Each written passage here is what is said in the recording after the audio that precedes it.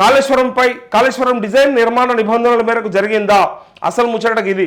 Kaleshwaram design అట్ల డిజైన్తో పాటు దాని కన్స్ట్రక్షన్ నిబంధనల మేరకు జరిగిందా, లేదంటే కేసీఆర్ మదిలో ఉన్నట్టు, ఆయన మనసులో ఉన్నట్టు, ఆయన మెదడంతా రంగరించి తయారు చేసినట్టు డిజైన్ ఏమన్నా తయారైందా? ప్లానింగ్లో జరిగిన డీవియేషన్స్ ఏంటి? 3 బ్యారేజీలు అవసరం ఉన్నదా? సాంకేతిక అంశాలతో లోతుగా అధ్యయనం చేసేందుకు రెడీ అంటూ 3 బ్యారేజీలు అవసరం ఉందా అనేది ఇక్కడ లెక్క. ఎందుకోసం అంటే కాళేశ్వరం డిజైన్లోనే లోపాలు ఉన్నాయని చెప్పేసి ఇవాళ నేషనల్ డ్యామ్ సేఫ్టీ అథారిటీ కూడా చెప్తా ఉంది. అందులో ఉన్నటువంటి ఇబ్బందులను కూడా రిపోర్ట్ ఇస్తామని చెప్పింది. ఇక్కడ ఈ ప్లానింగ్లోనే అసలు డీవియేషన్స్ ఏమున్నాయని అడిగినారు. ఈ ప్లానింగ్లో అంటే ఒకటి 3 బ్యారేజీలు అంటే, ఒకటి మేడిగడ్డ, 2 అన్నారం, 3 సుందిల్ల. ఈ 3 ఏవైతే ఉన్నాయో ఈ 3టికి సంబంధించినటువంటి ఈ బ్యారేజ్లు అసలు అవసరమా? ఒకదాని నుంచి ఒకటి ఈ టెక్నాలజీ అంతా యూజ్ చేసింది కరెక్టేనా అని చెప్పేసి సాంకేతిక అంశాలతో లోతుగా అధ్యయనం చేసేందుకు రెడీ అయినట్టుగా ఇక్కడ వార్తలు వచ్చినాయి. కాళేశ్వరం ప్రాజెక్టు అవకతవకలపై రాష్ట్ర ప్రభుత్వం ఏర్పాటు చేసిన జ్యుడిషియల్ కమిషన్ లోతుగా అధ్యయనం చేయాలనుకుంటుంది. ఉమ్మడి రాష్ట్రం ఆమోదించిన ప్రాణహిత చేవెళ్ల ప్రాజెక్టు నుంచే తన ఎంక్వైరీని మొదలు పెట్టాలని భావిస్తోంది. యాక్చువల్గా రాజశేఖర్ రెడ్డి ఉన్నప్పుడే ప్రాణహిత చేవెళ్ల, దాని పేరు కాళేశ్వరం కాదు, ప్రాణహిత చేవెళ్ల అని చెప్పి మొదలుపెట్టింది. అసలు అందరికీ చాలా మందికి తెలియంది ఏంటంటే కాళేశ్వరం కేసీఆర్ వచ్చినాకనే కట్టలేదు, కాళేశ్వరం కేసీఆర్ వచ్చినాకనే స్టార్ట్ అయింది కాదు.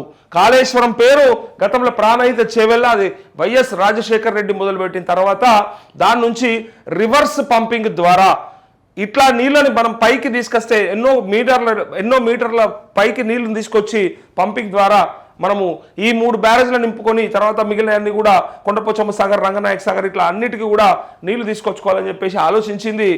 మంచిదే కావచ్చు, కానీ ఆలోచనలో లోపాలు ఉన్నాయి, ఆ డిజైన్లో లోపాలు ఉన్నాయి, ఆ ప్రయత్నమే లోపం ఉందని చెప్పేసి ఈ వార్తలు ఆ ఎంక్వైరీ మొదలు పెట్టాలని భావిస్తుంది. సో ఆ ప్రాజెక్టు నిర్మాణంలో భాగంగా అప్పటి మహారాష్ట్ర ప్రభుత్వంతో జరిగిన సంప్రదింపులు మొదలు కాళేశ్వరం ప్రాజెక్టుకు అంకురార్పణ చేసి ఒప్పందం కుదుర్చుకున్నంత వరకు కూడా మొత్తం వ్యవహారాన్ని నిశ్చితంగా స్టడీ చేయాలనుకుంటున్నట్టు ఇరిగేషన్ డిపార్ట్మెంట్ అధికారి ఒకరు వెల్లడించారు.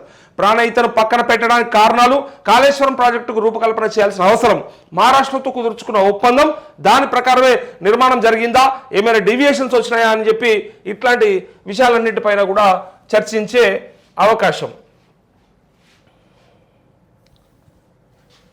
ఇక్కడ చూడండి, ఆ రోజు మొదలుపెట్టినటువంటి ప్రాణహిత చేవెళ్లను పక్కకు పెట్టి ఇవాళ కాళేశ్వరం అని చెప్పి నా మెదడంతా నా రక్తమంతా దారబోసి ఆ డిజైన్ తయారు చేసిన నదులకే నరక నేర్పిన నేను, నాకు తెలియదా, నా తెలివంతా ఉపయోగించి మరీ కట్టినా అని చెప్పినప్పుడు అనేక అంశాలు ఇప్పుడు తెర మీదకి వచ్చాయి. నిపుణులతో కమిటీ, మరోవైపు సాంకేతిక అంశాలతో కూడిన ఎంక్వైరీ కావడంతో నిపుణులతో కూడిన కమిటీని కూడా జ్యుడిషియల్ కమిషన్ ఏర్పాటు చేయాలనుకుంటుంది. ఆ కమిటీ ఇచ్చే నివేదికను రాష్ట్ర ఇరిగేషన్ డిపార్ట్మెంట్కు చెందిన అధికారులు, ఇంజనీర్లు వెల్లడించే అంశాలను పరిగణలోకి తీసుకొని స్పష్టతకు రావాలనుకుంటున్నట్టు సమాచారం. ఇప్పటికే జ్యుడిషియల్ కమిషన్ 2 దఫాలుగా ఇరిగేషన్ అధికారులతో, ఇంజనీర్లతో చర్చలు జరిపింది. 3 బ్యారేజీలు దెబ్బతిన్న పరిస్థితులను క్షేత్రస్థాయిలో అధ్యయనం చేసింది. ప్రాజెక్టుకు సంబంధించిన ప్లానింగ్, డిజైన్, నిర్మాణం, కేంద్ర ప్రభుత్వం నుంచి తీసుకున్న అనుమతులు తదితర వివరాలు, డాక్యుమెంట్లు అన్నింటినీ అధికారుల నుంచి సేకరించింది. విచారణ ప్రక్రియలో భాగంగా ఆ శాఖ సెక్రటరీ మొదలు ఇంజనీర్ల వరకు వేరువేరుగా సమావేశాలు నిర్వహించి అనేక కోణాల నుంచి డీటెయిల్స్ సేకరించింది అంటూ లోతుగా అధ్యయనం జరుగుతూ ఉంది. ఆఫీసర్లకు, ఇంజనీర్లకు కూడా నోటీసులు వచ్చినాయి, నిశ్చితంగా పరిశీలిస్తూ ఉన్నారు. మరి ప్రాణహితను పక్కన పెట్టడం మొదలు కాళేశ్వరం ప్రాజెక్టు కంప్లీట్ అయ్యేదాకా గత ప్రభుత్వం తీసుకున్న విధానపరమైనటువంటి నిర్ణయాలు అన్నింటిపైన కమిషన్ అధ్యయనం చేయడంతో పాటు టెక్నికల్ అంశాలపై నిపుణుల కమిటీ నియమించుకొని నివేదిక తెప్పించుకోవడం ద్వారా ఎంక్వైరీ జరగనుందని ఆ అధికారి వివరించారు. ప్రజాధనం దుర్వినియోగమైనట్లు కమిషన్ నిర్ధారణకు వస్తే దాన్ని రికవరీ చేయడానికి ఎలాంటి సిఫార్సులను ప్రభుత్వానికి ఇస్తుందనేది కీలకంగా మారింది అంటూ మొత్తానికి ఒకవేళ కాళేశ్వరంలో ఇంత అవినీతి జరిగింది, కాళేశ్వరం ఒక ఏటీఎం లాగా అయిపోయింది కేసీఆర్ కుటుంబానికని బీజేపీ చెప్పినా, కాంగ్రెస్ చెప్పినా, మొత్తానికి ఇలా విచారణ దశలో ఉంది. రాష్ట్రంలో కాంగ్రెస్ అధికారంలో ఉంది, కేంద్రంలో బీజేపీ అధికారంలో ఉంది. మరి ఇప్పుడు మరి వాళ్ళు ఇచ్చినటువంటి రిపోర్ట్ ప్రకారము, అధికారుల రిపోర్ట్ ప్రకారము మరి ఏ యాక్షన్ తీసుకుంటారు, రికవరీకి మరి ఎలాంటి మార్గదర్శకాలు ఇస్తారు అనేది ఇప్పుడు గైడ్లైన్స్ వస్తాయనేది వెయిట్ చేస్తూ ఉన్నారు అందరూ. సో మనం కూడా వెయిట్ చేస్తూ ఉన్నాం.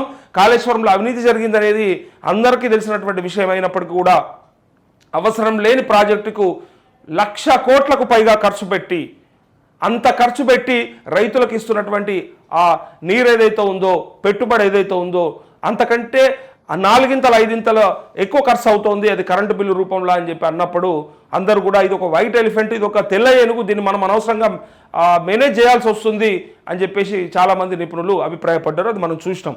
సో 3 బ్యారేజీలు కూడా కట్టాల్సిన అవసరం ఉండనా?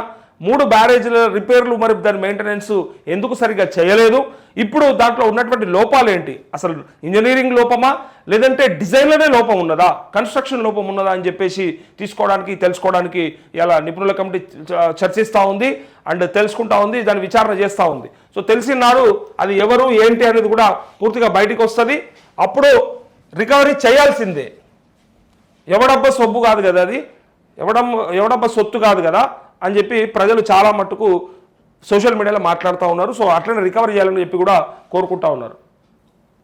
ఇక నేడు కేబినెట్ భేటీ, సచివాలయంలో సీఎం రేవంత్ అధ్యక్షతన నిర్వహణకు ఎలక్షన్ కమిషన్ నుంచి అనుమతి, అత్యవసర అంశాలకు మాత్రమే పర్మిషన్. ఉమ్మడి రాజధాని రుణమాఫీపై చర్చలు వద్దని కండిషన్ అంటూ రుణమాఫీ పైన అట్లా ఉమ్మడి రాజధానికి సంబంధించినటువంటి అంశం పైన మాత్రం ఇప్పుడు వద్దు. ఇది ఎన్నికలకు సంబంధించి, రీసెంట్గా జరిగిన ఎన్నికలకు సంబంధించి ఏవైనా అనవసరమైన చర్చలకు, గొడవలకు దారితీసే అవకాశం ఉంటుంది. కాబట్టి ఈ రెండింటికి సంబంధించిన విషయాలు మాత్రం మాట్లాడకూడదు, చర్చించకూడదు. వాటికి సంబంధించిన నిర్ణయాలు ఏవైనా అది ఇంపాక్ట్ చూపిస్తుంది అని చెప్పేసి ప్రజలలో ఒక రకమైనటువంటి చర్చకు దారి తీస్తుంది. కాబట్టి రిజల్ట్స్ వచ్చేంత వరకు అని చెప్పేసి దాన్ని హోల్డ్లో పెట్టినట్టు ఈ విషయాన్ని మాత్రం చర్చించొద్దు. మిగిలిన అన్ని కూడా ఎన్నికలకు సంబంధం లేకుండా ఉన్నటువంటి విషయాలు ఉంటాయి. అవన్నీ విధానపరమైనటువంటి నిర్ణయాలు, రాష్ట్ర అభివృద్ధికి సంబంధించినటువంటి వేరే నిర్ణయాలు తీసుకోండి. కానీ ఈ రెండింటికి సంబంధించి మాత్రం ఇప్పుడు టచ్ చేయకూడదని చెప్పేసి ఆంక్షలు పెట్టింది. దానికి కారణం ఏందో అందరికీ తెలుసు. సో ఇవాళ కేబినెట్ సమావేశాలు మరి ఏం చర్చిస్తారు, ఏం చర్చకు వస్తాయి, ఇచ్చిన హామీలు ఏంటి, చేయాల్సిన ఇంకా గ్యారంటీలు ఏంటి, అవన్నిటి కూడా మాట్లాడితే నిజంగా బ్రహ్మాండంగా ఉంటుంది. సో ఇప్పుడు కూడా జూన్ మొదటి వారంలో లేదా రెండో వారంలోనే రైతు భరోసా ఏమని చెప్పేసి కూడా ప్రతిపక్షాలు అడుగుతూ ఉన్నాయి. స్టార్ట్ చేసేసినాయి. ఇక మళ్ళీ పంటలు మొదలు పెడతారు. పంటలు వేసి మళ్ళా కలిపిపోయిన తర్వాత కోతలైనాక మళ్ళీ వడ్లు వచ్చినాక అప్పుడు కాదు కదా ఇవ్వాల్సింది. రైతు పెట్టుబడి సాయం అంటే మొదటే ఇవ్వండి అని చెప్పి ప్రతిపక్షాలు అడుగుతూ ఉన్నాయి. సో దానికి కూడా నిధులు సమీకరించుకోవాల్సిన అవసరం ఉంది. పెడితే స్లాబ్ పెట్టే ఆస్కారం ఉంది. సో వాటిపైన మాట్లాడే ఛాన్స్ ఉంది వాళ్ళ.